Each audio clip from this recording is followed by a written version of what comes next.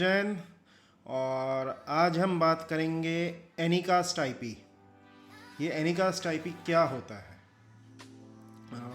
आपने कई बार देखा होगा, ये आपने सुना होगा कि सपोज़ जैसे क्लाउडफ्लेयर है, अगर आपने उसके बारे में सुना है कि क्लाउडफ्लेयर पे आपकी वेबसाइट फास्ट हो जाती है, तो उसका रीज़न क्या है वो मैं आपको समझाता हूँ। होता क्या है कि क्लाउडफ्लेयर क्या करता है, आपकी जो वेबसाइट है उसको उसकी एक कॉपी अपने सर्वर में, उसकी कैश कहते हैं उसको टेक्निकल लैंग्वेज में, वो पूरी एक वेबसाइट का काफ़ी कंटेंट अपने सर्वर्स में कैश करके रखता है। अब ये जो कैश्ड कंटेंट है ना, ये वो क्या करता है, अपने हर वर्ल्ड के हर डेटा, जहाँ पे भी उनके डेटा सेंटर्स हैं, सब जगह पे सर्वर्स में उसकी कॉपी रखता है up to certain extent. Depend आपने क्या रूल सेट वगैरह सेट करें, देखिए वो एक अलग टॉपिक है, पर एक जस्ट आपको एग्जांपल दे रहा हूँ। तो अब होता क्या है कि वो जो कंटेंट उसके अंदर सेव्ड हो गया। तो अभी सपोज़ मैं इंडिया में बैठा हूँ, मैंने कोई एक वेबसाइट को विज़िट करना चाहे जो क्लाउडफ्लेयर यूज़ कर रही है, तो होता क्या है कि वो कंटेंट मेरे को वो इंडिया के डेटा सेंटर से ही उठा के दे देगा। अगर यूएस में कोई बंदा बैठ के वो सेम वेबसाइट विजिट कर रहा है, तो उसको वो यूएस के डेटा सेंटर से उठा के देगा डेटा। सेम वे जहाँ पे जिस कंट्री में अगर उधर है, और अगर सपोज़ मैं इंडिया में हूँ, लेकिन इंडिया में बाई चांस अगर सपोज़ क्लाउडफ्लेयर का सर्वर नहीं है, तो क्या होगा, जो क्लोजेस्ट पॉसिबल लोकेशन होगी, लाइक फॉर एग्जांपल सिंगापुर, अगर सिंगापुर में उनके सर्वर्स हैं, तो वो क्या करेगा, उधर से उठा के मेरे को डेटा देगा। तो मेरे लिए वेबसाइट वो काफ़ी फास्ट होगी, भले वो वेबसाइट जो है वो यूएस में है या कोई भी और कंट्री में होस्टेड है जो इंडिया से काफ़ी दूर है।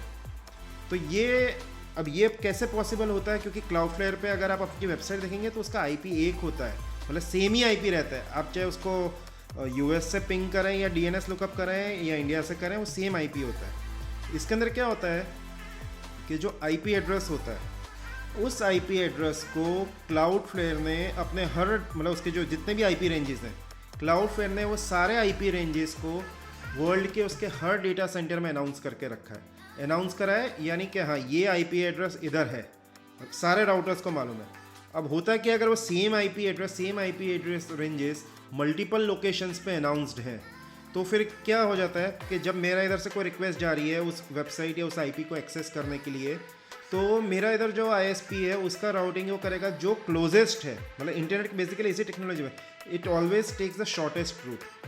तो फिर इसमें क्या हो जाता है कि अब इंडिया शॉर्टेस्ट पड़ेगा ना, डेफिनेटली अगर मैं इंडिया से हूँ, तो वो इंडिया के डेटा सेंटर पर जाएगा क्लाउडफ्लेयर के, और उधर से उठा के मेरे को देगा, तो मेरे लिए वो एकदम फास्ट खुलेगी। सेम वे अगर कोई यूएस या सिंगापुर से जहाँ से भी कर रहा है, तो जो भी क्लोजेस्ट होगा रूट, उधर से वो उठा के देगा।